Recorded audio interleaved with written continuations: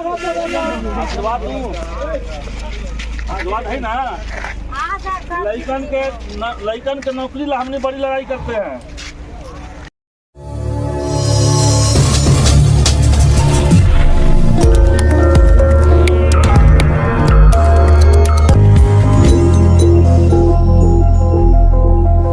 नमस्कार, मैं मंजेश कुमार और आप देख रहे हैं DNB भारत।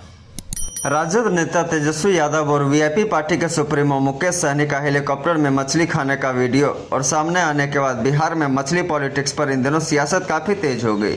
इसी कड़ी में बुधवार को महागठबंधन प्रत्याशी संदीप सौरभ विंध्य अस्थापना और रोही प्रखंड में जनसंपर्क अभियान चलाया। रोही प्रखंड पहुंचने पर महागठबंधन के कार्यकर्ताओं ने गर्मजोशी से अपने लोकसभा प्रत्याशी का स्वागत किया। इस दौरान लोकसभा प्रत्याशी संदीप सौरभ ने भाजपा पर तंज कसते हुए कहा कि भाजपा अपने लो कॉन्फिडेंस को छुपाने के लिए लगातार 400 पार का नारा दे रही है।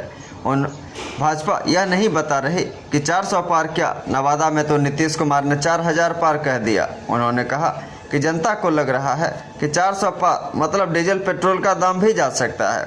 400 पार का नारा देकर भाजपा जनता को कंफ्यूज कर रही है। उन्होंने कहा कि एनडीए खेमे के अंदर कहीं भगदड़ न मच जाए, इसलिए 400 पार का नारा दिया जा रहा।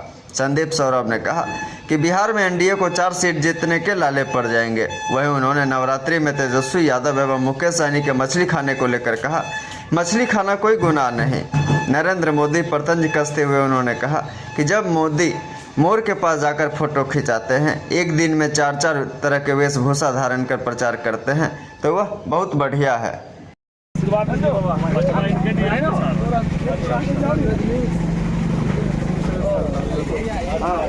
खा रहे हैं तो मछली खाना कोई गुनाह है? और मोदी जी जो मोर के पास जाकर के फोटो खिंचवाते हैं, तरह तरह का वेशभूषा, एक दिन में 3 वेशभूषा बदल करके प्रचार मंत्री 4 बल्कि ज्यादा ही तो फोटो खिंचवाते तो बड़ा बढ़िया है। नहीं सर, कहा जा रहा है अभी नवरात्रि है तो सनातन का अपमान कर रहे हैं। नहीं, देखिए सबका अपना अपना है। अब वो किस मकसद से ये कह रहे हैं बीजेपी, लेकिन विकास के मुद्दे इससे ढक नहीं जा रहे हैं। विकास विकास का मतलब हम लोग क्या मानते हैं? विकास का मतलब है शिक्षा और रोजगार। ये 2 चीज नहीं होगा। लोग समझते हैं गली बन जाना विकास हो गया। अरे गली तो 5 साल में टूट जाएगा, लेकिन एक बच्चा अगर पढ़ लिया, नौकरी कर लिया तो 7 पुश्त तक विकास करता रहेगा। ये हमारा सिद्धांत है। तो इसलिए शिक्षा रोजगार ये हमारा सवाल है।